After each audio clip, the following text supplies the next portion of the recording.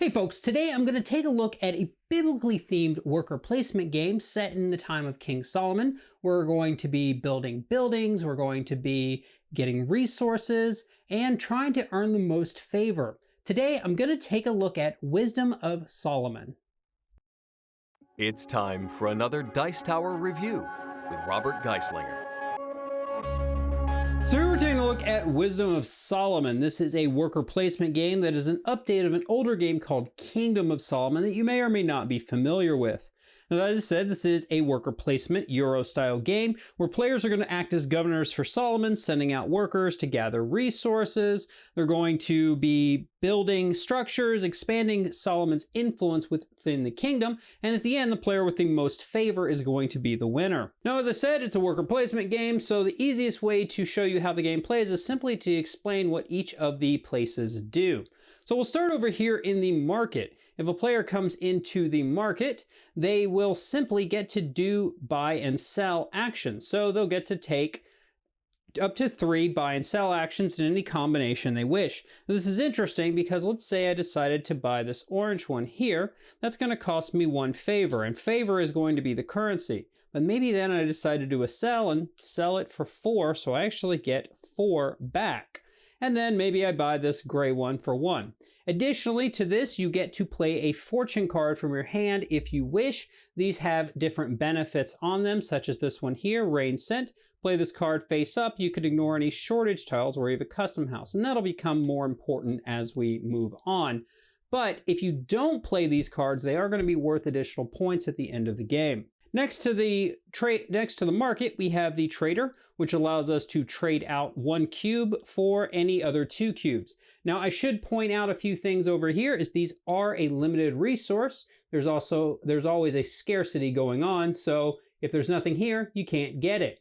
These blue ones are special and they're exotic, and they essentially act as wild resources within the game. So we could trade this gray out for maybe a 2 ground or a food in a wood. So we'll take a food in a wood and trade this one in. Additionally, this action allows us to play a fortune card if we wish. Next up, we have the foreman over here, which allows us to build a building on the side. To do so, we need to have the printed resources on it, such as this captain here, which requires a gold, a stone, and a wood. So if we had that, we'd be able to build it. And we're going to get the favor that's printed on the card and next to it on the board. So in this case, we'd get 8. Now, additionally, some of these just give the player bonuses, and some of them give them an additional worker placement spot that they then can use that no one else in the game can use. Additionally, the last thing they get to do when placing here is then place one of their custom houses out here on Egypt in any of the spots that they wish. Now, I will explain this in more detail when we get to it, but they could place here, and then if they wish, they can take a road and connect that to another area. So we could put it here, we could put it here. We basically connect it to somewhere else as long as it's not already connected by a road. And that's going to be building networks, and that'll become important.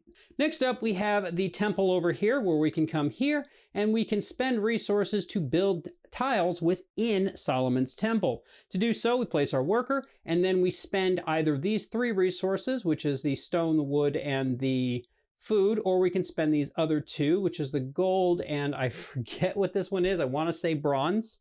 And then take one of the tiles from here. And in addition, we can take a fortune card. Now, when taking these tiles, they're going to have victory points printed on the back of them. And this is kept secret. You don't gain these right away. It's kept secret till the end of the game. Additionally, if you're coming here and there's already players here, you're going to have to pay 1 additional resource of your choice for each person who's already here. So in this case, the black player would need to pay 1 additional, and in this case, the purple would have to pay 2 additional. Above this, we have these sections up here, which these allow a player to essentially end their turn because they need to pay all of their remaining workers to take it. And if at any point only 1 player is left in the game who's playing still with workers, these become unavailable. And these are, again, just single spots. And they give a really nice bonus, but the first player that goes here also gets to take the first player token for the next round. We have the Ark of the Covenant, which gets us 3 fortune cards. The Menorah, which allows you to look at anybody else on the table who has 7 or more resources, and they have to give you half of their resources down. We have this one that allows us to get a wild and 8 favor, and this one that gives us all the resources except for the exotic. Now, lastly, we have the land of Israel. And this is really where the meat of this game is, because you're going to be building these networks as we showed with the roads. So let's say that we came here. Well, if we go here, we get to bring this resource, which is the food. Additionally, we get to follow out, and this is because either we have a customs house there or there is no customs house there. So we put that, we get to follow the road here into this area, and we get to take this one. So let's set up a few more customs houses just to show how this might work so that you can take a look here. Let's do this and this. All right, so now let's say that the blue player came here, they would get food. Or let's say they came here. So they're gonna get the 1 food for this area. They're gonna get to follow this road here, which is a wood, and there's no one there and no one's taken it, so there's nothing stopping them from getting this resource. They're gonna follow this one here, which would get them a stone, but they don't have a customs house, and there's already a player there, so they won't be able to get that. Now, if on the other hand, they had a customs house, they would get it. Then they're gonna follow into here. They're gonna be able to get a wood because of the fact that nobody is here, neither a customs house or a worker. And then following this final road here, they're not gonna get anything because again, they don't have a customs house and there is one present. When you reach an end of the year, if it's the end of the game, then we'll proceed to end of game scoring. Otherwise, we'll do a little bit of cleanup and move into another year. So obviously the player who now has the start player will become the first player. Players will take back all of their pawns from the board. Everything else will stay in place. Let's take these resources off. We'll take all this, give them back to their players. And then we're going to need to adjust the market. So the market, let's move a few things out of here real quick, just so I can show you that it's the way it works. All right, so what you're gonna do is starting here, you're going to move everything down to its lowest level. And then anyone that doesn't have at least 2 is going to fill in.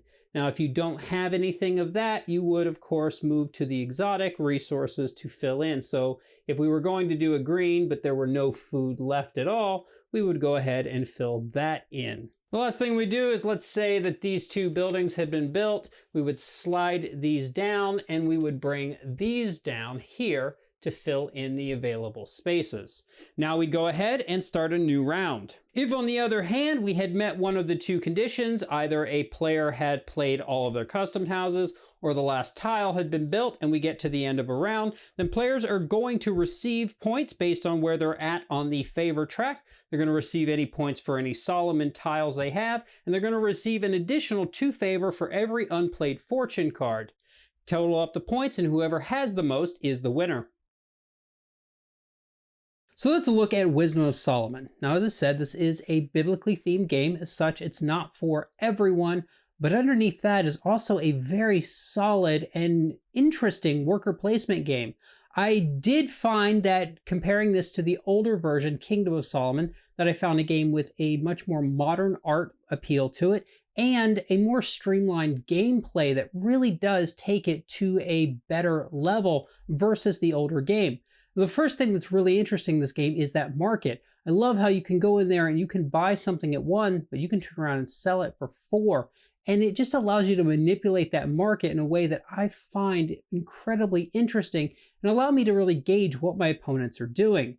Beyond that, I also really love the Solomon temple with the building because that introduces this element of hidden victory points. So while most things at the table can be seen or known, I love that there's something there that I can't math out. There's that unknown factor of I don't know how many victory points my opponents have. But the real treat in this game is that whole network building and putting out your custom houses and building those roads to build networks, and your opponents having to work within the confines of what you've built, you having to work within the confines of what they've built. And putting a road might help your opponent, but it might not either. And you just really get to build out this network that really starts to give you more rewards as the game goes on. The fortune cards in the game I find interesting enough. They're good in a pinch. I find for the most part, I typically don't spend them. I'd much rather have the 2 favor at the end of the game. Sometimes that's the difference between winning and losing, but they are nice if you need them. I really do like the artwork on them, and while the artwork in this game is rather understated, I just generally enjoy it. I also enjoy the buildings because it allows me to build something asymmetrical next to me, and I like how I can make a decision whether to buy that building now or maybe I want to try to wait till next year. I also love the way the theme comes through in this game, and especially the whole scarcity. With the resources being limited, you really do get this scarcity of resources going on that really feels thematic to the time period that it's expressing. And there are ways for your opponents to try to mitigate that. If you find maybe a player at the table is hoarding the resources, you can force it out of them. So overall, this is a wonderfully thematic worker placement game that maybe is a little light for some people, and maybe the theme might put some people off, but I think it's definitely worth taking a look at. I hope this has given you an idea of whether Wisdom of Solomon might be right for you, whether you owned Kingdom of Solomon, and if you do, and if you've played both, let me know in the comments below. I'd like to get others' opinions on that. But I hope it's helped you decide if it might be right for you and your game group, and I look forward to seeing you folks next time. Thanks so much for watching the Dice Tower videos. Find more great videos and reviews, as well as our top-rated audio podcast at Dicetower.com. You can also find other great shows at Dicetowernetwork.com. I'm Eric Summerer, and you've been watching The Dice Tower. The Dice Tower is sponsored by Cool Stuff Inc., where you can find great games for great prices. Cool stuff in stock. Check them out at CoolStuffInc.com.